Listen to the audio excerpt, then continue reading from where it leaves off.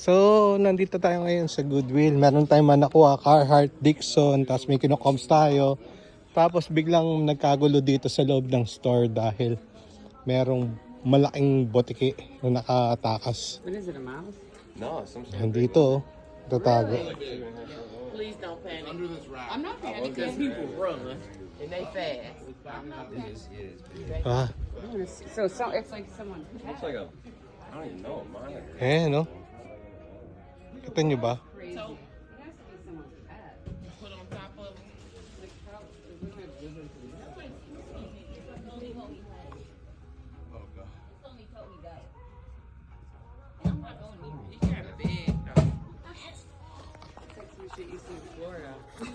Yeah. Oh my God! I was just standing there. That poor little thing is probably so scared. Oh, yeah, he's definitely not from Michigan. Take a picture of him and look him up and see what kind of iguana he is. It's like a monitor lizard. Oh, I feel so bad for him. No, I ain't talking about no thing. I'm talking about That shit is cray.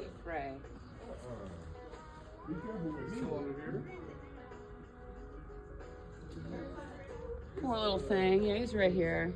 Yeah.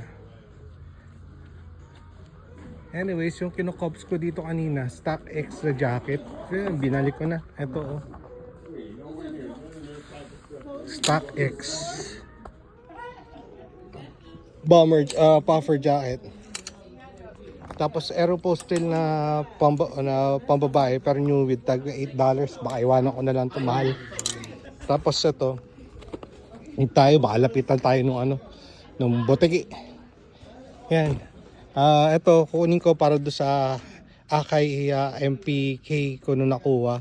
Sana gumana para matesti ko. Tapos dalawang button up na Dixon flannel. Itong brand na to, mabenta to dito. So bihira. Ngayon lang ako nakakuha nito sa pagkakalam ko. Tapos isang Carhartt saka isang zero restriction na vest na pang golf. So yan lang. Tingnan natin kung makikita ba natin yung butiki.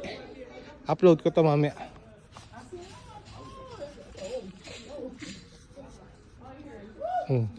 Wala na, mamaya na lang.